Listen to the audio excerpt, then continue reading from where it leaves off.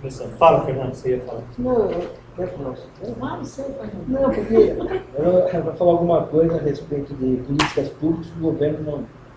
Eu parto de outro princípio. Eu acho que dentro das políticas públicas a gente vai analisar o que o governo faz na base dele, né? Então, o interessante é o seguinte, que para a Comissão dos Direitos Humanos e Minorias, foi colocado como presidente um deputado que ele é homofóbico, que é o... Como é que ele chama aqui? Ele é pastor Marco Feliciano PSC. O Collor, se não me engano, ele está na comissão de ética também, né? Para a gente ver como é que está estruturado esse governo, para depois ele chegar no finalmente. E o Blasio, que foi governador de Mato Grosso, apelidado Rei da Soja, e o Rei da Serra Elétrica, porque ele desmatou tudo que ele tinha condição de desmatar, ele é da comissão de reflorestamento, preservação das matas, do Código. Então, eu quero entender isso daí, eu não vou nem entrar em mérito, discutir nada, mas só colocar como é que pode, na base do governo, a gente ter pessoas com esse passado, com essa atualidade, e poder tocar projetos ou comissões, até mesmo futuro, de determinadas coisas aqui, que são princípios contra eles mesmos, esse que eu gostaria de entender. E qual é a ética da formação dessa base governamentalista, como foi dito a última semana ainda, a respeito disso. Aonde que nós vamos parar? Até onde nós temos consciência do que está sendo resolvido entre quatro paredes lá no Palácio da Alvorada? Está refletindo em nós, a gente sabe que está refletindo. Porque muita coisa a gente não sabe o que a gente está passando hoje e está definido lá dentro. E nós só vamos colher os frutos, como até o próprio inventor do micro-ondas disse, que ele não sabe qual seria o futuro, qual seria a maleficidade do micro-ondas daqui a 50 anos, porque não tinha teste para isso, mas isso pode acontecer ainda, né, porque usa micro-ondas. Qual é o malefício que esse governo, com essa governamentalidade, nos produz hoje, né? Qual é a ética, qual é, de acordo com o próprio Foucault lá, a função do Estado em relação ao cidadão, que nós somos tratados como verdadeiras marionetes, muitas vezes tardiamente descobridos. Essa é a minha colocação que ser especificamente.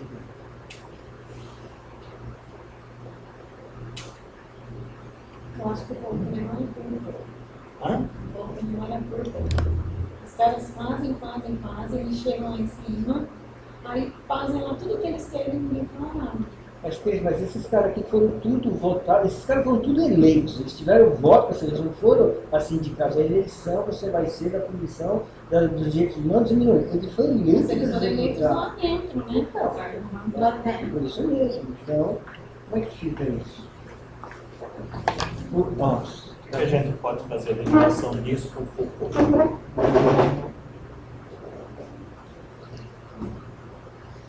Pelo que a gente já viu até agora.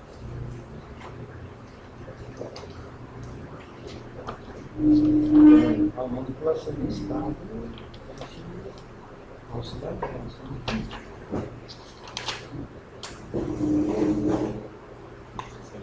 Não sei, eu sempre fico na dúvida com essas coisas. Essas pessoas foram eleitas, né? Quando elas são eleitas, um sistema representativo, que é um sistema democrático,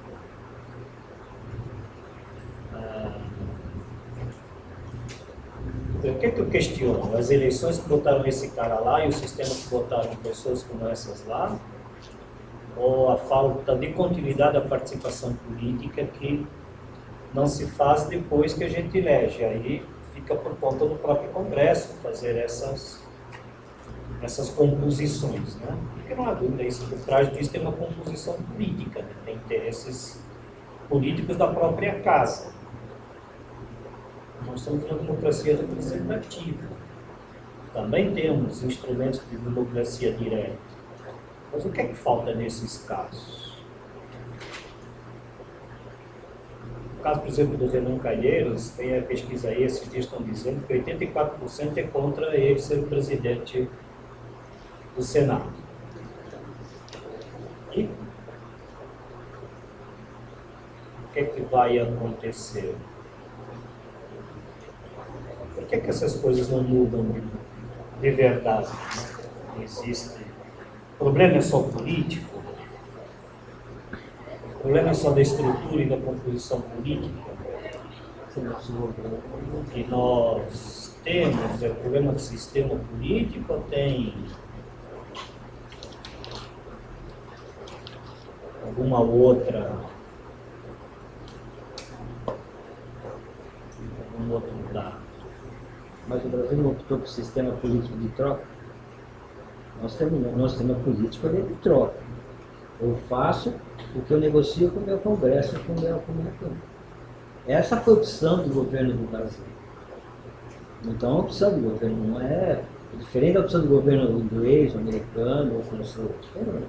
Aqui não. Aqui é o que você me dá e eu voto no que você quer. Foi a opção de troca. Essa infelizmente, é a realidade do governo do Brasil. Na minha concepção.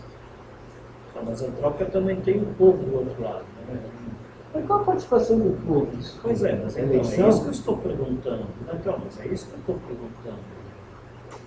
Eu acho assim, quando o povo vai votar, acho que tanto se já de sala de aula, eles votam mais pela pessoa, não pelo partido. Eu acho que tem muito a ver com isso. Se eles olharem o partido, quem é que eles estão carregando para colar no Senado, na Câmara, aí eu acho que a população, o povo, eles pensam mais na cara. Por exemplo, Lula, Dilma, tudo isso.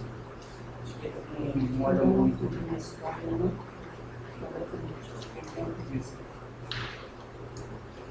Porque sabe, eu estava pensando aqui, tem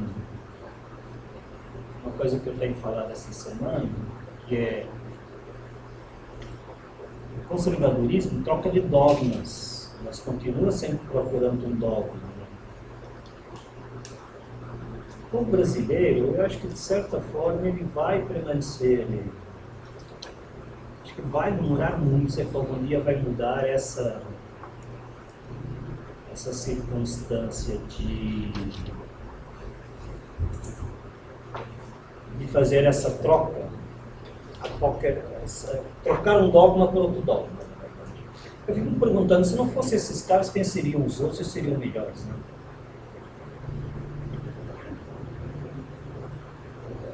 Às vezes eu não sei, estou pensando aqui, eu não tinha pensado sobre isso, na verdade. Eu ficaria, porque eu estou tentando trazer o Paul Foucault, né? Preciso trazer o Paul Foucault. Eu não sei direito como colocar isso para vocês, no caso do Foucault, a não ser assim, porque no Foucault, as possibilidades de resistência a essas situações partem de uma revisão da própria individualidade das pessoas. Quer dizer, as pessoas é quase que uma antipolítica. É quase, cuidado, tá? É quase que uma antipolítica.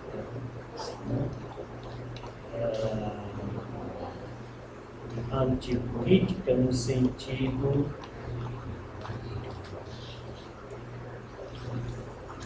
que as questões públicas maiores que têm que ser tratadas pelo corpo político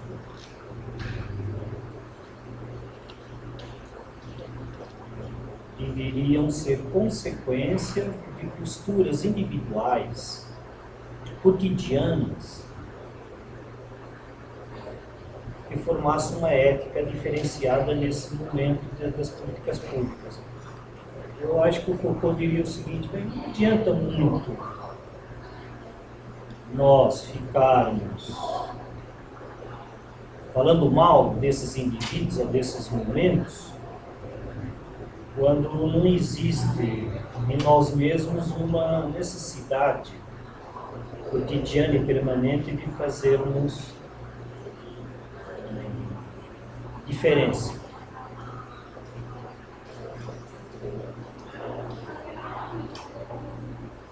Eu nem sei se essas pessoas que não servem, estou tentando trazer também aqui para o que eu tinha anotado, não sei se essas pessoas não servem também como...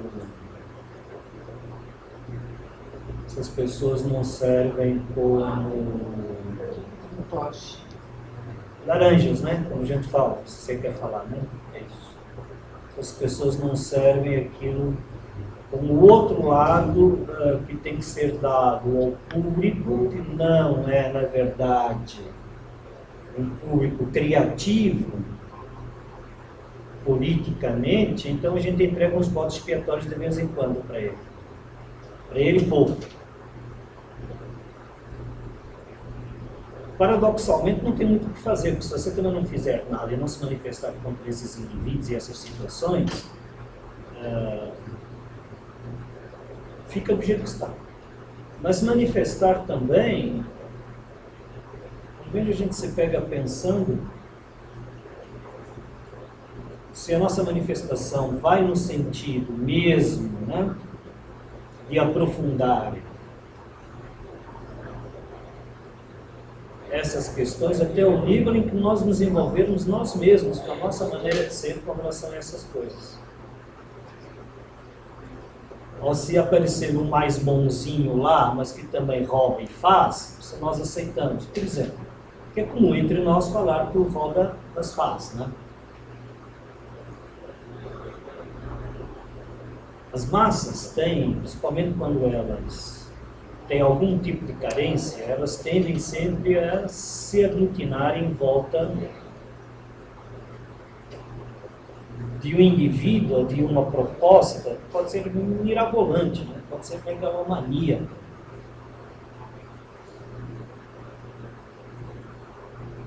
Se aparecer um político agora dizendo vou acabar com toda a corrupção do Brasil, eu não tenho dúvida que ele é eleito.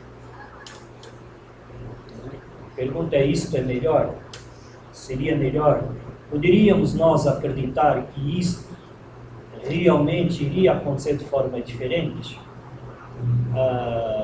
Tem um outro indivíduo aqui, vou dar um exemplo, né? Na política. Tem um indivíduo aí que até as eleições passadas, e faz apenas alguns meses, né, era um indivíduo que era tido pela população de São Paulo, não é? Como um indivíduo ético, né, esse não tem, pelo que eu entendi, ele nunca teve problemas de didática em sala de aula, né, principalmente com as meninas e as senhoras. Eu perdi alguma né? frase, mais uma palavra. Um indivíduo que pousava de melhor do que os outros, etc. E agora está se verificando que não é bem isso. Pelo menos tem alguma coisa que o Ministério Público aí está correndo atrás, não é? Não estou querendo condenar. Nós aprendemos no direito que não pode condenar antes do tramitar de julgado, antes do contraditório, etc, etc, etc. Mas o fato é que o tempo todo nós somos pegos de contramão por situações semelhantes, né? Parece que a gente muda de um dogma para o outro, a gente muda de uma situação para outra semelhante, mas não vemos nada de novo, né? Talvez seja, por outro lado, talvez seja uma coisa nova, por exemplo, que o relator da comissão que elegeu esse indivíduo dos direitos, como é que é? Direitos humanos e das minorias. É essa a comissão que ela Ele é pastor, mas ele não gosta de gays, não gosta de Ele é preto, não gosta de direitos humanos e minorias. A comissão. Quem é? É o deputado Marco Feliciano PSC. Ele está substituindo o Cervantes desse Mas não deixa de ser novo, porque nesse mesmo processo eles conseguiram colocar esse indivíduo nessa comissão. Nesse mesmo momento, o relator que presidia, ele se retirou. Não, tudo bem, mas O pessoal, por exemplo, foi atrás. Estou falando o que eu vi. Espero que mais gente tenha ido atrás. Quer dizer, é uma coisa que eu ia falar hoje para vocês, então a gente pode até começar por aí, ação e reação, né? As coisas andam juntas, elas estão muito próximas. É isso que o Sertor, eu ia falar para vocês, acho que eu falo aqui no capítulo 2 dele, né? Que é o Sertor com a reinvenção do cotidiano. Isso deu um pouco de, digamos assim, deu um pouco de espaço, de ar, de oxigênio. Porque que esse autor, Michel de Certeau, francês também, portanto faz parte dessa escola da filosofia francesa pós-guerra, Segunda Grande Guerra, ele acha que mesmo nesse cotidiano atormentado, como você está colocando exemplo, existe a possibilidade de reinvenção, de escape, né? De escape nas palavras do Foucault. Existe a possibilidade de colocar de forma diferente, de fazer de forma diferente. Se eu quiser acreditar nisso, diante desse cataclismo que o Estado moderno e as sociedades modernas retiram de nós essa liberdade, retiram de nós essas opções, retiram de nós as opiniões, invertem os papéis, as opiniões que nós desenvolvemos, ainda é possível alguma coisa, mas o que eu quero dizer é o seguinte, mesmo assim só é possível pelo nosso movimento. Não é um movimento de massa, me parece. O movimento, fazer uma passeata contra isto, eu acho que o Foucault diria, não vai colocar, vai passar de simulado, vou ver se eu consigo colocar, é que eu não quero já entrar direto, mas vai passar de simulado e esses elementos, nesses momentos, podem estar servindo apenas para que os eleitos, os melhores, os bons, também se considerem superiores e acreditem que numa nova eleição, numa nova votação, estão fazendo a coisa certa, a coisa melhor, e aí vão se iludir de novo e vão procurar esse ciclo permanente que não é uma mudança, infelizmente a palavra é essa, não é uma mudança radical. As mudanças substanciais para evitar esse tipo de situação, as mudanças essenciais, fundamentais, estão no indivíduo.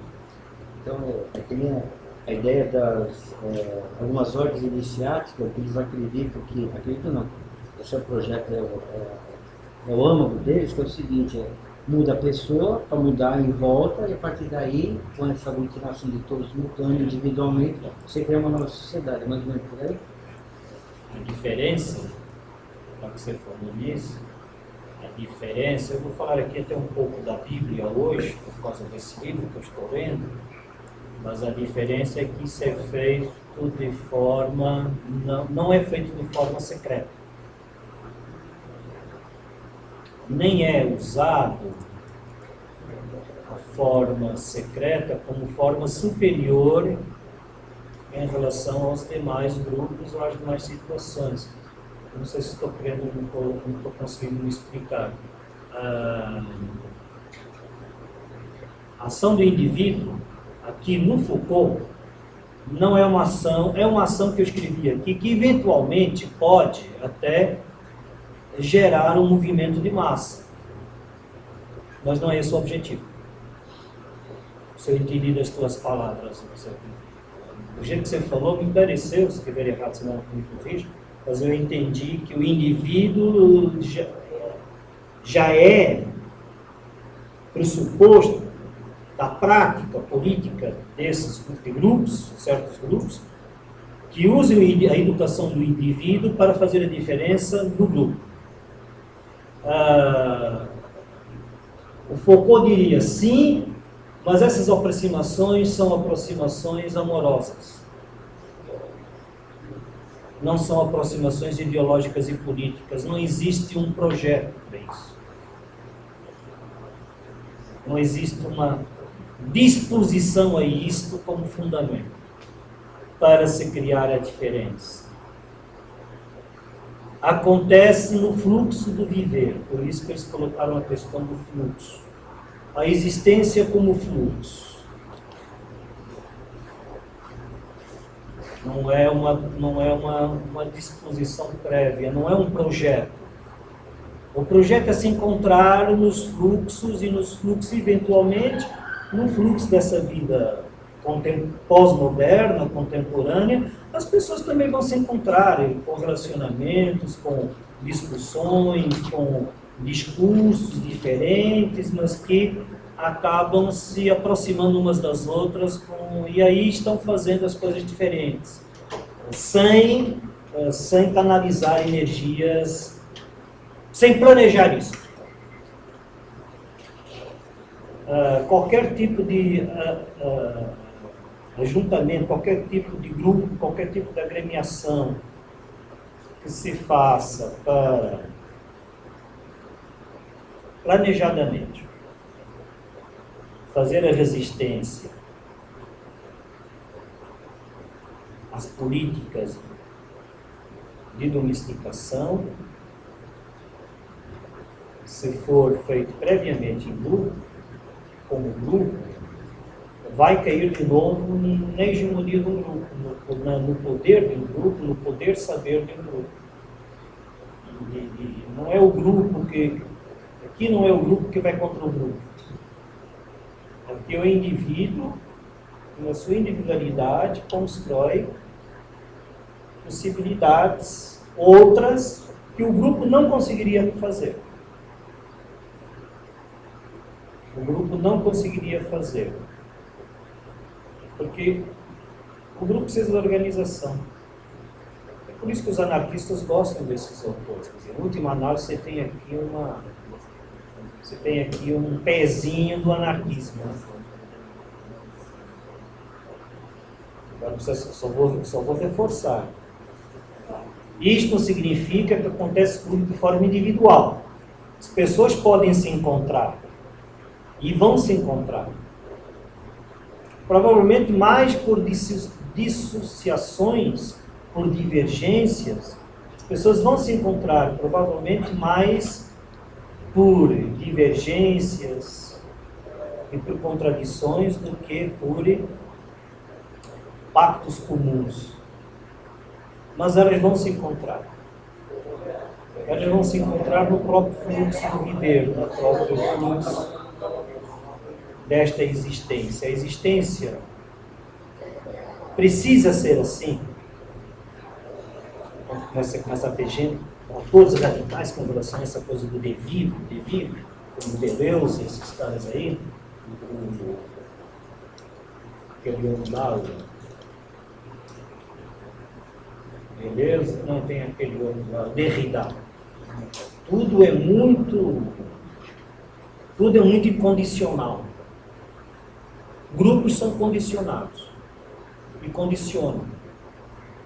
Grupos são condicionais. Grupos criam posturas e características que... É isso que o Foucault falava lá na década de 60, já ele dizia: os estudantes que lutam nas ruas, por exemplo, em Paris, eles são de esquerda, mas eles querem poder. Eles não querem um mundo novo, na verdade. Eles querem o poder para construir um mundo novo. Mas o que está em jogo é o poder. Ele também fala da União... Quando ele fala da União Soviética, ele fala dos que estão sendo perseguidos pelo Stalin, pelo stalinismo, e ele fala que esses indivíduos é que fazem a diferença. Ainda que estejam na Sibéria, jogados, cada um por um motivo individual. Porque o stalinismo não deixava nem eles se agruparem. Então não existe... As resistências ao stalinismo nunca foram as poucas que existiram. E os indivíduos que foram desterrados para a Sibéria não foram por movimentos políticos. O stalinismo é que criou isso como ficção. Estão querendo roubar a Revolução Russa, né? Revolução Popular, a Revolução Bolchevique. Isso era uma ficção. Aquelas pessoas estavam querendo se colocar. Posso dar aqui o exemplo daquele autor, Solzhenitsyn, que é um ultraconservador, do ponto de vista cultural. Ele é um ultraconservador russo. Ele morreu agora recentemente, acho que ano passado, 2 anos atrás. Mas foi um cara que deu um tom para nós descobrirmos o que se passava na União Soviética com os gulags, as prisões da Sibéria, escrevendo livros contra o regime. Capital de Gula, O Pavilhão dos Cancerosos, né? São livros que vieram para o Ocidente, escondidos, foram publicados no Ocidente, e esse cara foi considerado dissidente. Essa é uma palavra legal, talvez. O dissidente, né, pode eventualmente formar um conjunto de pessoas para combater politicamente, portanto se organizar politicamente, etc. Mas o dissidente não é necessariamente esse indivíduo que quer fazer isso, se regimentando. O dissidente é o que decide não ser um ente. O dissidente decide não ser o ente coletivo. Eu sei que agora é filosofia, mas enfim. O dissidente é o que decide não ser o ente. Então ele decide não ser nem o coletivo e decide não ser aquele ente que é ente do coletivo. Ele decide ser o ente ele mesmo.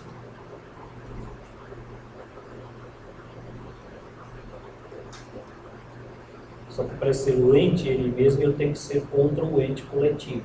Se você está num totalitarismo como a União Soviética, não tem nenhuma, é isso que o Foucault eu acho que está falando, não tem nenhuma forma de você combater aquilo por partido organizado.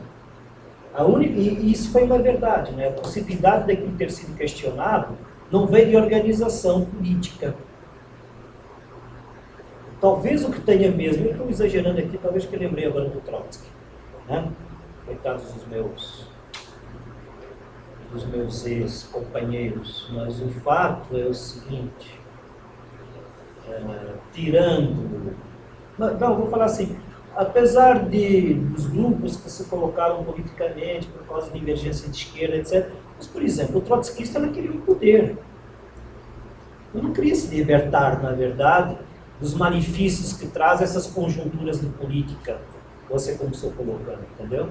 O trotskismo era uma facção com uma proposta de tomar o poder com noções de esquerda próprias, enfim. Eu vou aqui discutir isso. Eu só estou tentando mostrar a diferença, né, de um dissidente para um membro de uma organização. Foi só isso. E como você tocou nessa coisa, é porque eu já podia entrar aqui na Bíblia direto, mas eu vou dar aqui um pouco a falar para vocês não dormirem. Mas, não, depois do almoço eu for você. Mas nós já vamos pensar, que você falou messiânico, achei legal, né, esses grupos, etc. Porque nós temos um aqui também, né, o cristianismo não deixa de ser, aliás, foi messiânico até ser oficializado e aceito como, né, como igreja oficial, ele foi messiânico também. Velho escondido nas catacumbas de Roma, né, e quando eram pegos eram mortos. Isso é um movimento político. Pense, o que deu esse movimento político chamado cristianismo? Uma instituição chamada Igreja Apostólica Romana. É isto que nós queremos combater no nosso Congresso Nacional. Deu para entender o que estou fazendo? Eu quero trocar o meu Congresso, ou trocar os elementos do meu Congresso para o Congresso ser o mesmo. E quem me diz que não vai surgir dali uma Igreja Apostólica Romana? Que não vai sair dali um dragão? Mas a gente tem que testar. Mas olha Eu só, não estou dizendo que vai ser uma igreja mesmo. Fiz a analogia. Quem me diz que não vai ser uma coisa pior? E por que não sairia? Pronto. ele falou que as pessoas votam, os políticos, pela sua exterioridade. Bonitinho, cheiroso, né? E esquece de ver o que eles exatamente representam. Digamos assim, qual é o dogma que eles trazem. Quando a gente pensa em eleição, eu particularmente vejo assim, há uma manipulação daquela massa que não tem conhecimento, não tem o saber do que é um partido político, do que são as ideologias, do que cada um defende, até mesmo do que é qual é o papel do Congresso, qual é o papel do deputado. Então, as pessoas vão votar na promessa. Eu votaria numa pessoa que dissesse que fecharia o Congresso.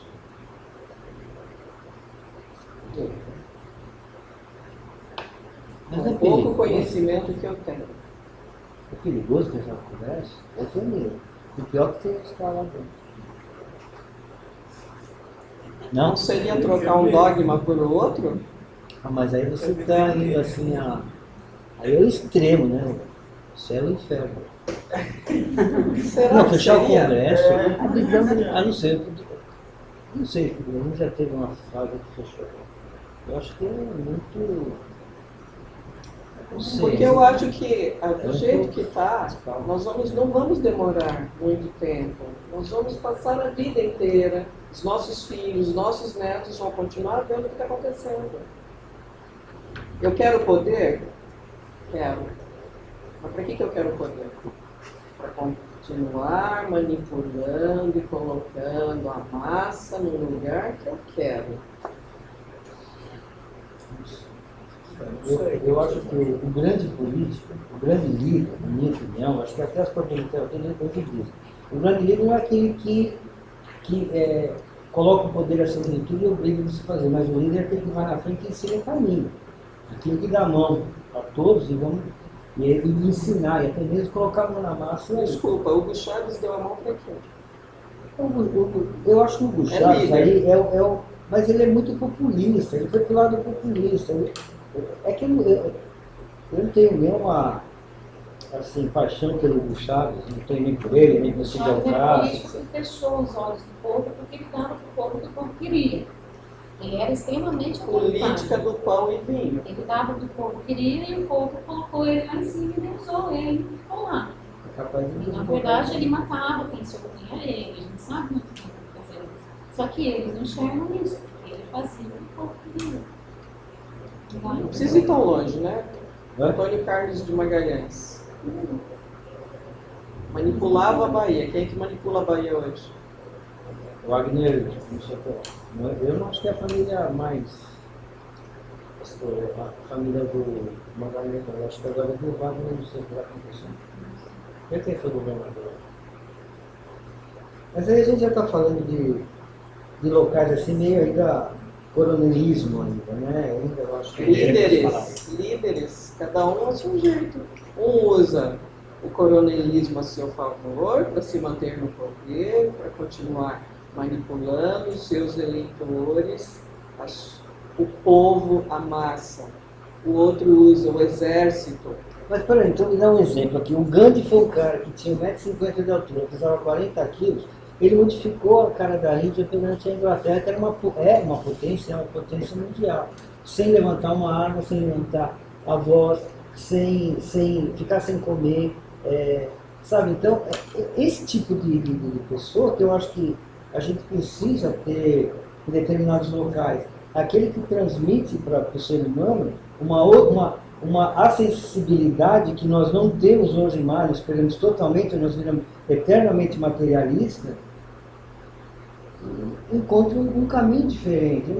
Eu não vejo mais, eu vejo hoje tudo manipulado. Quando eu disse que o líder tem que ser um cara que dê a mão e mostra o caminho e trabalha junto, não é nesse ponto de manipular as pessoas para alcançar o que eu quero, pelo contrário. É cada um encontrar o seu caminho e achar que lá, que nem quando a gente fala, o Congresso é feito por pessoas, temos que mudar as pessoas. Eu já acho que a gente tem que ver o Congresso como um todo, não como individualizado por pessoas. Ele tem que ser uma coisa que seja benéfica a todos, e não determinadas pessoas que estão ali dentro que possam procurar o caminho. Então eu não vejo mais esse negócio da individualização dentro de um Congresso. É um Congresso como um todo, por pessoas com suas individualizações que chegam àquele objetivo. É assim que eu vejo. Não sei se eu me expressei assim meio confuso, mas é confuso mesmo esse negócio. Hã? Olha isso, chuta o pau da Não, pensando Foucault, né? Nós ficamos tratando isso, tudo isso que a gente trata, óbvio, é relevante, está dentro do contexto, como estratégias e táticas de poder, que fazem parte de um sistema que no Foucault da microfísica, e o professor já falou dessa microfísica do poder. E sempre nós estamos contrapondo, né? Então, é o político, somos nós, é o Estado, somos nós, é o bom, é o mal, é o normal, é o louco, é esse São sempre essas contraposições que nos ficam colocando. Eu fico pensando o seguinte, às vezes a gente faz uma digressão histórica em relação, por exemplo, vai Marcos, Foucault, direito, né? Nessas esferas que a gente está lidando, da Revolução Francesa para cá, né? Então você tinha um Estado absoluto que você teve uma cisão, você teve uma mudança de pensamento, mas você teve também um deslocamento de poderes, né? Que saiu ali de uma hegemonia religiosa, mas que virou uma hegemonia, desvirtualizou, poderia até tido, a história poderia ter sido contada de outra forma, talvez, e deslocou para um poder hegemônico do Estado. O Estado, com isso, através de bandeiras como liberdade, igualdade e fraternidade, vem desenvolvendo até hoje o que nós conhecemos de política moderna, seja política pública moderna, direito moderno, e que usam todas essas estratégias, né? Enfim, o poder está em todo lugar, ele não está num lugar só, inclusive está na gente, não está no político nem no Estado, então não está em nós, esse poder fazer alguma coisa. O que acontece é que nós não conseguimos, porque talvez é isso que o professor falou, dessa questão do coletivo que nós contrapomos também ao individual. Isso me levou a uma questão, a seguinte questão: o Estado, hoje nós temos no Brasil Estado democrático de direito, democrático ao político, direito ao jurídico, ou seja, estamos ligados.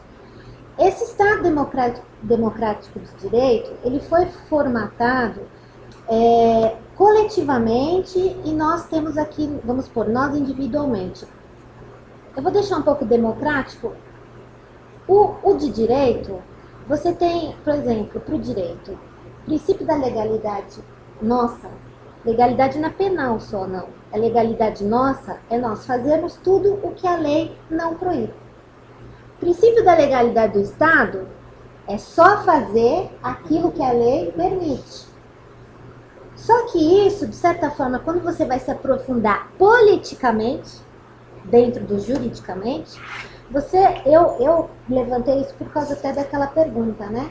Você acaba percebendo que, então você tem mais de 900 mil legislações e leis e normas no Brasil hoje, e que você fala assim, o nosso princípio da legalidade é fazer tudo que a lei não proíbe. Só que você tem um arcabouço jurídico para isso, né? Então você fala, você tem liberdade, você tem igualdade, você tem isso, mas ao mesmo tempo, inverte. Se você for observar que o Estado só pode fazer aquilo que a lei permite, também é uma invenção, como o professor está falando. Porque quando você vai para o Estado, a quantidade de lei que permite, porque a Constituição fala isso, só que você precisa de leis infraconstitucionais para poder legislar, a administração pública, e não só a administração pública, mas também o executivo, o legislativo, como você falou, de todas essas pessoas que vão lá fazer lei, são votadas pela gente, mas elas vão fazer leis e elas têm que obedecer também regras da legalidade, como o princípio da reserva legal, princípio da taxatividade. Você tem uma série de coisas ali jurídicas, só que também são inventadas, né? São transformadas, porque ali você tem as relações de poder, né?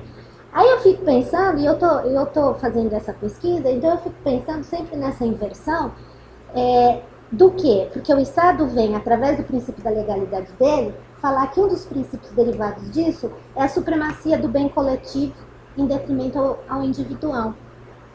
Então ele afasta o individual, a supremacia, né, do coletivo em detrimento ao individual, ele afasta o individual quando há de colidir alguns princípios fundamentais, individuais, em detrimento ao que ele fala, detrimento ao coletivo. Isso é uma forma de manipulação e de retirar o teu individual. A forma de você ser e poder também fazer ou poder ou saber, né? E aí ele usa, e aí ele vem agrupando, eu falo, o sistema, ele vem agrupando os instrumentos, as ferramentas, as estratégias. A falta de educação para ninguém saber votar. O princípio da reserva legal para justificar que ele não pode dar saúde para um devidamente, mas ele pode dar saúde para todos, mais ou menos. O princípio do mínimo existencial, que ele não pode dar alimentação para todo mundo, porque senão ele mata de fome metade do país. E aí ele vai justificando isso através de toda essa regulamentação, esse jurídico político disfarçado em bem comum. Às vezes nós voltamos só para pensar nós, né? Eu fico pensando assim, nós não temos cidadania para votar, a democracia dá trabalho, nós não sei o que, só que inverte. Começa a pensar também o que é o outro, né? E é esse outro que às vezes eu acho que o Foucault trabalha também nessa questão. Isso ainda não, eu estou pesquisando, porque isso não entrou na minha cabeça, porque a gente fica discutindo muito sobre essas instrumentalizações que a gente sofre. Isso acaba amarrando. É muito difícil você abstrair, que nem o professor fala, para poder pensar, porque a gente está... Acho que a gente poderia dizer, depois dessas colocações, assim, fiquei com a sensação de que nenhuma coisa nem outra. Né? Se a massa pode ser usada como desculpa para que a máquina estatal pareça que está fazendo bem público, mas que, na verdade, está governando para si mesmo, em nome do coletivo e do individual. Por outro lado, também acho que não vai ser também, eu tenho impressão sobre o Foucault, porque o Foucault não é um radical nesse sentido, tipo, fecha o programa, só para pegar um exemplo. Por isso que eu disse, não faria diferença. A educação é do indivíduo. O indivíduo tem que chamar a polis, tem que chamar a política para si como forma de executar a sua poesis, usando Aristóteles. Né? A capacidade de abstrair, né? A capacidade de reler a realidade, reescrever a realidade.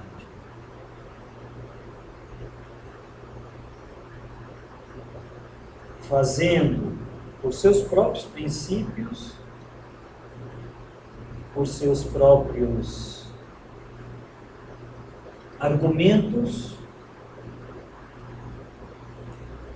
mas não é isolacionismo. É fazê-lo no contato com, como eu falei, nas aproximações que o fluxo da existência vai colocando. O caso que me inclino a dizer é o rádio peão virtuoso.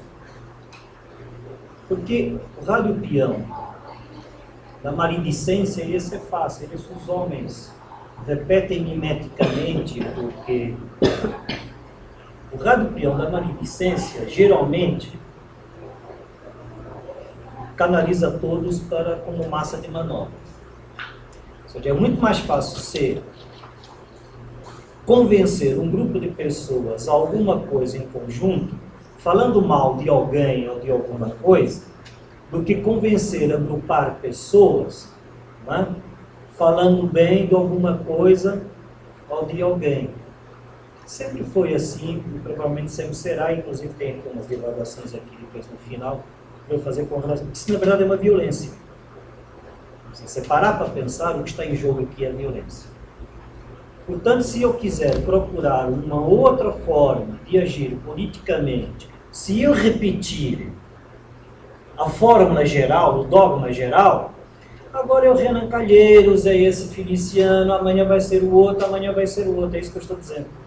Foi isso que eu estava querendo dizer. Você muda de dogma, mas como a forma de produzir a verdade e a violência é a mesma, é falando mal de alguém, canalizando um monte contra.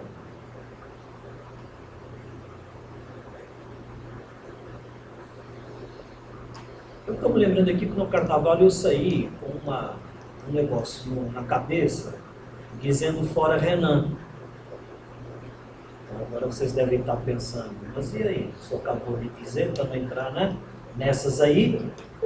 Eu fiquei imaginando o que você ia na cabeça.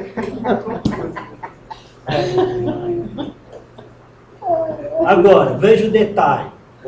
Agora vou defender. Nariz de palhaço. O nariz de palhaço. Com palhaço ainda. Aí. Nossa. Está aí na internet. Não vou dizer onde está, não. Mas alguém conseguiu colocar na internet. Mas não vou dizer onde está, não. Porque eu nem sei se ainda está lá. Mas estava lá. Você estava inspirado no que? Você quer viver nem aprendendo. Eu não sei, mas eu vou me defender. Eu vou falar para você o seguinte, sabe o que é? Eu estava num bloco chamado o Bloco dos Esfarrapados. Tem tudo a ver. Carnaval de rua, né? Pode parecer brincadeira, mas é essa a inspiração. Era carnaval de rua, de um lugar que eu morei durante 16, 17 anos, nunca pude curtir, porque eu trabalhava direto, não dava para curtir. O lugar onde eu morava, eles passavam na porta de casa e eu nunca curti. E foi preciso chegar num determinado momento do fluxo da minha existência, dá para entender isso? Né? Eu precisei do momento do fluxo para inclusive ter coragem, porque eu achava aquilo uma bobagem. Eu achava que aquilo não mudava nada do mundo. Mas de repente eu estou junto. Quantos é que eles falaram? 10 milhões de... Não, 8 mil pessoas eles falaram. De repente eu estava junto com 8 mil pessoas que jamais conheci, que jamais vi. Deu para entender o que é? É essa aproximação com fala. Não estou dizendo que aquelas pessoas tinham algo a dizer contra o Renan ou contra qualquer coisa, porque não vi mais ninguém fora Renan, também tem essa. Não vi ninguém ali. Teve algumas passeatas na Paulista, mas não teve ali no Carnaval. Por isso que eu disse que o brasileiro é muito complicado, provavelmente a gente... Mas ali, eu, pelo menos, eu me sentia à vontade para fazer aquilo, porque achei que eu não estava criando nenhum movimento. Eu não estava criando nenhum messianismo. E eu não estava usando ali, naquele momento, ninguém como vítima para propor alguma coisa que fosse que eu achasse que iria mudar o mundo, sem ter os devidos cuidados de que eu tinha razões pessoais suficientes para estar fazendo aquilo ali naquele momento. Você não era vítima lá? Não, porque Só quando caiu na internet. É. eu fui vítima quando botaram na internet, aí fui, né?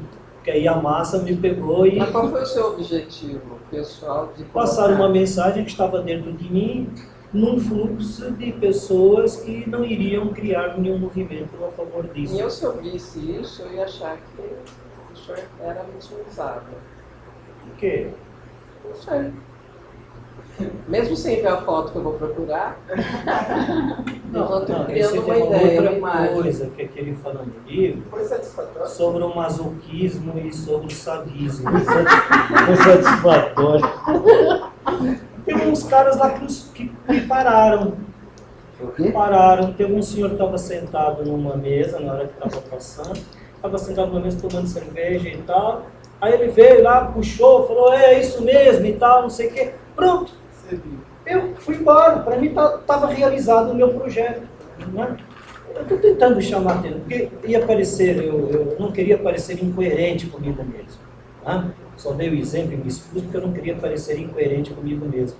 Eu estou dizendo o seguinte, não é tratar de não fazer, nem radicalizar de não fazer, não é isolar, mas também não é participar, né, de uma assimilação em cima da vítima e do bote expiatório para criar alguma coisa que faça mais sentido e que seja mais fácil na vida das pessoas. Porque, no fundo, eu fico me perguntando que diferença faz para a minha vida, né, esses indivíduos que são colocados na frente desses lugares, etc.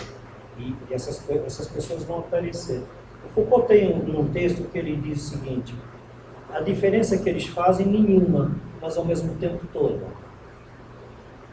Porque eles não mudam nada das minhas convicções, mas ao mesmo tempo criam a convicção de que eu estou certo. Ou seja, eu, se não me engano, isso está no Intelectual Fantasma, uma coisa assim. Que é um texto que ele tinha escrito sem se identificar. Depois descobriram que era ele, por isso que tem esse nome, de Intelectual Fantasma. Mas do jeito que estava escrito, poderia ser aquele grupo dele. Mas ele acabou revelando que era ele mesmo. A questão é a seguinte, às vezes, acontecimentos aparecem em nossas vidas, deveríamos dar a devida importância, colocados dentro desta existência, como possibilidade de nós mesmos nos questionarmos. E não de partirmos imediatamente para a violência da resposta ou a violência contra você mesmo, você se vitimizar. Porque tem as duas coisas. A violência da resposta geralmente não vem sozinha. Você vai convencer pares a isso. E aí você vai transformar uma massa, vai ficar anencéfala. Ela vai ficar acéfala.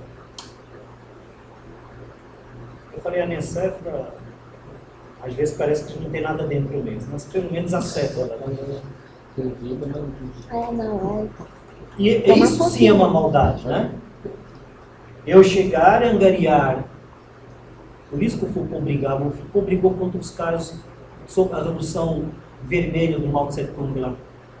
A Revolução Cultural dos jovens, que eram tudo só jovens. Ele foi contra aquilo.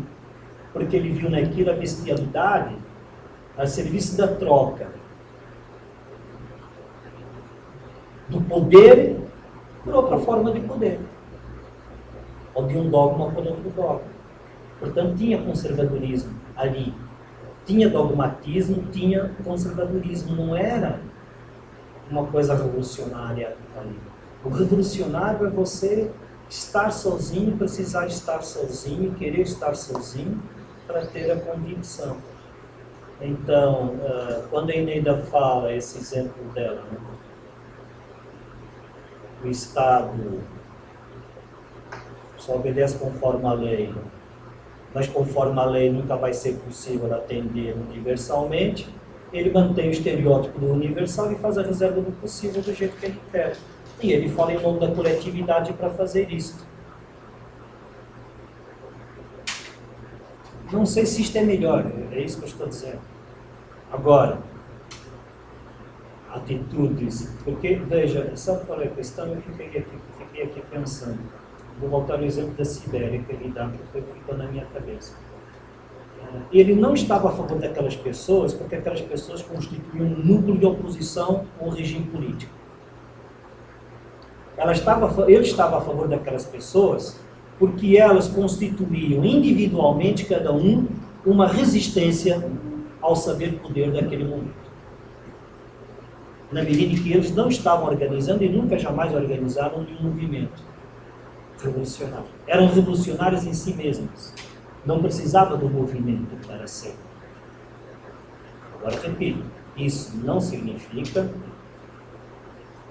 que não se possa encontrar pessoas num determinado momento mais drástico ou num momento mais excepcional, pessoas que consigam compartilhar, mas que no momento seguinte estão novamente cada uma pelo seu lado. O verdadeiro revolucionário no Foucault não é aquele que vai querer cargo de poder depois que a revolução foi feita.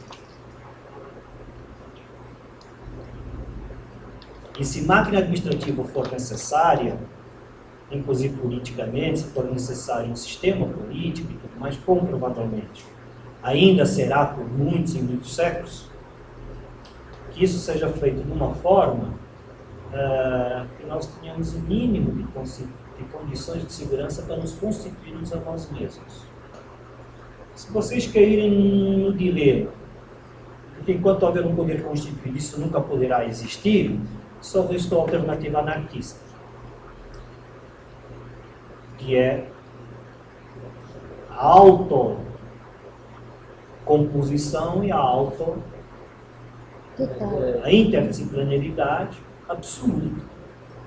Que eu nem digo, nem acho que é impossível, lendo estes autores, eu nem acho que é impossível. Eu só acho que está muito longe. O Foucault que diz que o verdadeiro revolucionário é aquele que não quer o poder, é isso? E qual foi o revolucionário que não quis poder? Pois é, Bom. por isso que ele está Foi dizendo. aqui. Tem algum? Mas, Fernando, é por isso que ele está exato. É por isso que ele está dizendo. É isso que ele está combatendo. Então, quando você. Gandhi não quis poder. Mas ele não chega a ser revolucionário, assim, de água. Não, pode ser um Pode ser, exemplo. Esse, você mesmo colocou esse exemplo. Pode ser. Mas você conta nos dedos, né? E tem dificuldade em encontrar e ainda duvida que exista. São poucos, você conta nos dedos e ainda você duvida que eles sejam. Não é? Aí ficou menor ainda as possibilidades, né? Já não dá para contar até 5.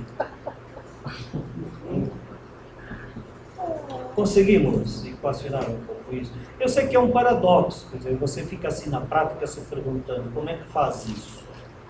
Mas eu queria. Tudo bem? Quer falar alguma coisa? Agora, eu antes do intervalo, só queria dizer a vocês assim, ó. Eu acho que isso me remete à coisa que surgiu na minha cabeça ontem, que foi a diferença que existe entre poder querer e querer poder.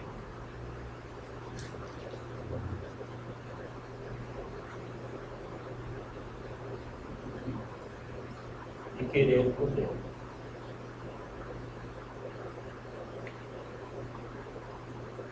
Vocês entendem? Porque nós estávamos dizendo aqui, falamos as duas coisas, não foi? O poder querer, se existe a possibilidade de nós nos constituirmos a nós mesmos. Eu posso querer ser eu? É isso que quer dizer o primeiro.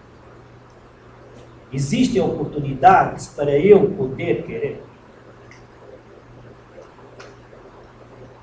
Eu posso me constituir de forma livre, tendo apenas como limite não desejar que me atropelem.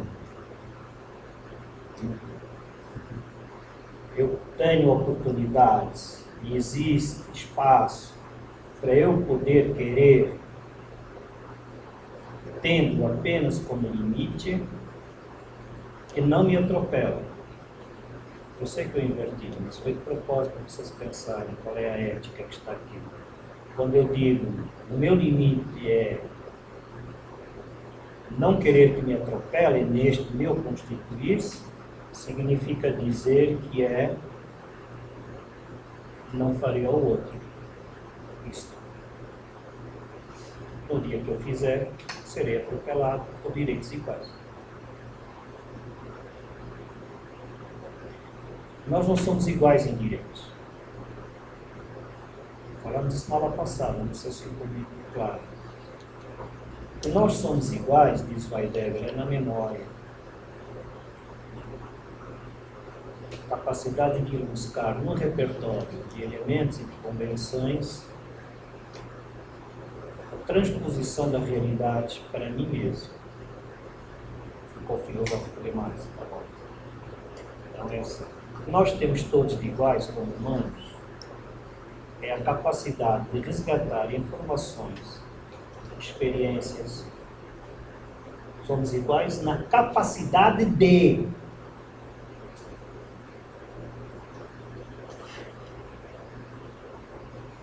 E isto está na memória, de alguma forma, em algum lugar. Sem querer entrar aqui na questão da memória, o que nos coloca todos iguais é a capacidade de poder me constituir a mim mesmo, resgatando dentro de mim, na minha relação com a verdade real, aquilo que eu quero para mim mesmo e como eu quero ser. Qualquer coisa fora disso é uma falácia, o direito igual. Porque o direito igual é exatamente para dizer que você não pode, você não pode, você não pode, porque existe uma coisa divinizada acima de todos nós, que esmaga a nossa consciência, que esmaga a nossa memória, que esmaga a nossa experiência, que esmaga a nossa capacidade de recuperar.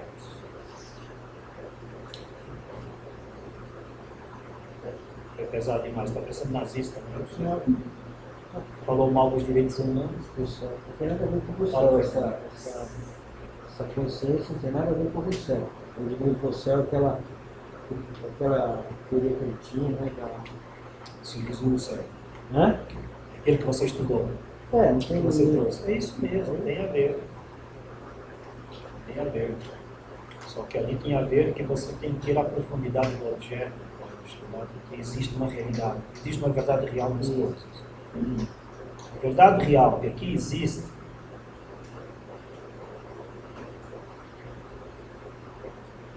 está aí. Sei, tudo isso aí é realidade. Em si mesmo não tem significado nenhum. Para cada um de nós vai ter um significado quando eu aproveito isso que me constitui a mim mesmo. Mas como é que eu faço isso? Faço isso através de uma memória de coisas que estão dentro de mim. Nesse momento aqui eu já não sou mais o que estava quando comecei.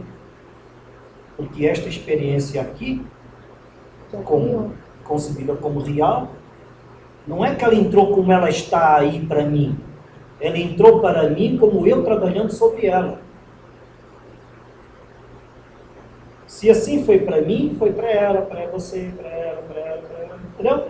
Portanto, cada um aqui é um ser único que construiu pela sua memória passada anterior, a partir desta mesma realidade, construiu para ser um ser constituído sozinho, para si mesmo. E pôde o fazer tanto quanto houve espaço e liberdade para fazer isso. Ou tanto quanto aqui foi dada a oportunidade de vocês quererem fazer isto. Se aqui houvesse mecanismos que impedissem vocês de resgatarem as vossas experiências, memória e valores, tudo que está aí dentro, e antepusessem isso a esta realidade que nós estamos vivendo, aqui agora, se eu cerceasse isso, se aqui vocês não se sentirem à vontade disso, vocês não vão se constituir como? O máximo que vocês vão ter é memória. Memória tem um momento em que ela sai do limbo e ela começa a fazer sentido ela existir quando a gente se constitui a si mesmo. Quando a gente aproveita a experiência, o estudo, o ensinamento, a vida, e aproveita isso para nós. Agora, se você for cerceado nesse processo, nem que você queira, não tem como você fazer. Portanto, eu, para fazer uma independência de mim, eu preciso de espaço. Eu preciso poder querer fazer. Se não me derem o poder querer fazer, eu não posso fazer. Agora, eu posso ter tido espaço para poder querer fazê-lo, mas não quero fazer. Então eu não quis poder fazer. E normalmente nós confundimos as coisas. Mais uma vez, nós fazemos a vingança. Nos transformamos em vítimas. Que é assim. Ah, por que você não consegue?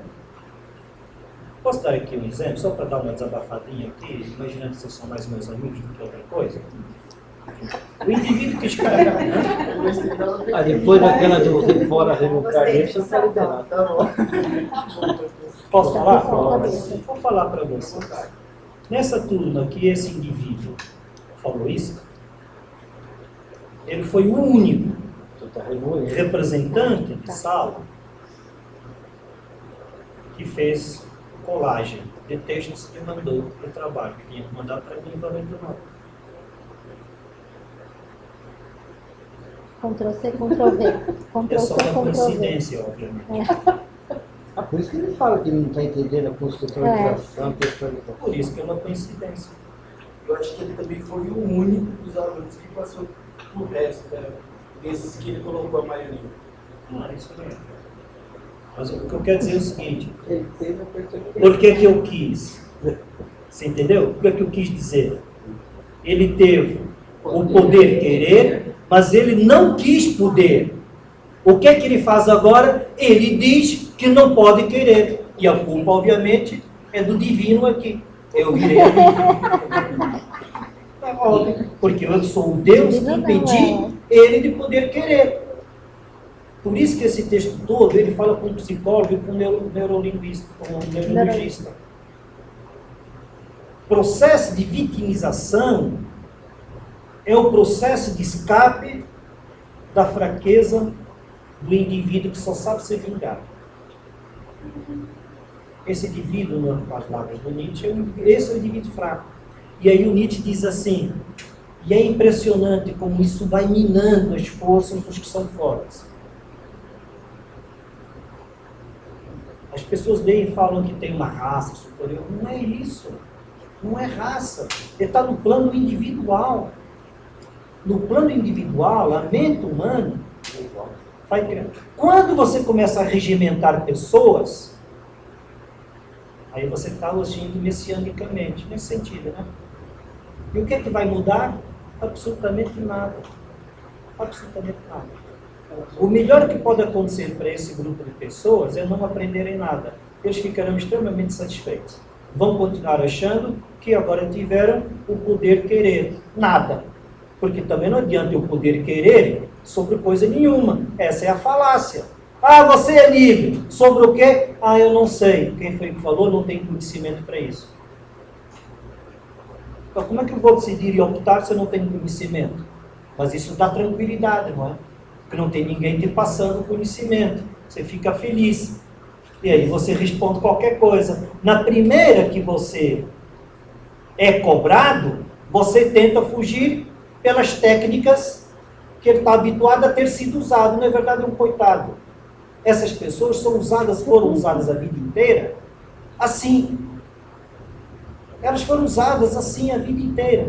E não conseguem sair fora por sua conta. Daí a necessidade do cuidado sem ser poderoso, que tem que ser trabalhado. Não consegue sair fora, toda vez que precisa se defender, se pega dos outros e perde as oportunidades. E diz que os outros é que não dão. Quer dizer, o outro, aquele que tem o poder, é que não dá. Isso em todos os níveis e esferas de relação. Isso porque vai aí subindo, ele vai chegar e vai falar um dia, o Estado também não faz. Isso. Mas quando ele é usado assim como laranja e tal, ele está consciente que ele é. E para ele faz bem ser. Às vezes, né? Essa é a minha dúvida. Essa que é a questão. Nós nunca sabemos se o cara sabe ou não sabe o que ele está reproduzindo. Você tem que ter um contato muito grande com ele. Isso é trabalho que já não é do diríado da filosofia. Esse trabalho é o trabalho, talvez, da psicologia, ou sei lá, das outras ciências da época. Não sei, eu não consigo identificar isso. Tem uma parte do Nietzsche, tem uma parte do Nietzsche que ele fala, se a pessoa tivesse total consciência, ela morreria. Porque não dá para ter consciência de ter consciência do Imagina o corpo indivíduo total, tendo né? consciência que está fazendo isso. O indivíduo não tem consciência do próprio corpo. Total. Ele não tem Ele consciência. pode Quantas vezes você pisca por dia, né? sim. Isso é feio. Teve um aluno, A Janete fala isso no livro no maravilhoso. primeiro B da noite, engraçado Janete. isso. Primeiro B da noite. Teve um aluno, não, essa foi boa, pra você ver a diferença. Ele começou, não foi o primeiro B não, é o segundo B da noite, isso. Ele falou dos Miseráveis, o filme. E ele percebeu este jogo quando ele diz assim, o fantástico, professor, é quando o cara que tem o poder se suicida. Ele não suportou a consciência. Isso ficou claro no filme. Ele não suportou. Não suportou a Se joga consciência. no rio. Eu ia falar que a escola tem esse poder, né? Ela dá para o indivíduo o poder querer. Mas o cara tem que querer o poder. As pessoas têm que querer. Por isso que me Mas mete... é seguro eu não querer. Ah, é óbvio. É cômodo. Óbvio. Principalmente se você conseguir pegar 3 ou 4 ou 5. Porque aí os 3 ou 4 ou 5 fica o valor do coletivo sobre o valor do individual. E aí é como quando a escola também é usada como instituição, que ele fala lá, Os direitos humanos. a escola, a igreja, o Estado, a comunidade, instituição de poder, como Instituições de controle de social. controle social. A escola, no caso, é um aparelho ideológico do Estado. Isso aí é conceito do alto céu, do mise-en-force, do aparelho ideológico do Estado. Como se nessa sala, por exemplo, essa sala da manhã, só para vocês terem uma ideia, essa sala da manhã, eu vou falar aqui o nome, porque não tem procuração, mas a moça fez o resumo da aula, que é fantástico. eu praticamente não mexi em nada. Fantástico. Lá bem, é um. É um, mas e aí? É um, mas aí é que está. Primeiro já não é todos. E primeiro, para esse um, valeu a pena. Vocês entendem? É isso. Às vezes a gente fica num paradoxo do seguinte, meu Deus. Se eu for fazer o jogo do coletivo, não sobra nada. E não sobra nada, inclusive, de você mesmo. Porque você é fotossintose, sabe? Posso trazer uma experiência aqui nesse sentido? Eu dou aula no Estado e dei aula na Prefeitura há alguns anos. E sempre sofro esse paradoxo, porque assim, você lida com profissionais que todos têm o conhecimento, todos têm o poder, todos têm o poder, mas nem todos têm o querer ensinar. Uns porque não ganham, então eu não vou querer ensinar porque eu não ganho. Vou dar o mínimo possível. Quanto menos trabalho eu tiver, melhor. E outros revolucionários e anarquistas como eu, já gostam de fazer o indivíduo pensar. Não tem cópia da lousa no caderno. Entendeu? Vai pensar. Depois que ele pensar, ele vai pôr no caderno aquilo que ele pensou. E mesmo assim, ele não quer. Dentro da caverna, né? Tem gente que não vai querer. A ponto de perguntar assim, por que você não dá coisa para copiar do lousa? Fácil, mas como? Mandar pensar é bom. Inseguro. Fazemos intervalo? Fazendo água. Beber uma água, fazer um xixi. Parece que essa sala está fervendo hoje. Tô suando aqui. Que você não viu da noite. Eu não vejo da noite. Eu estudo à noite. Eu também não. Não vejo da noite. Véu da noite? Não, ele não vê o calor que é na sala da noite. E ele jogou isso para a união. Isso é, isso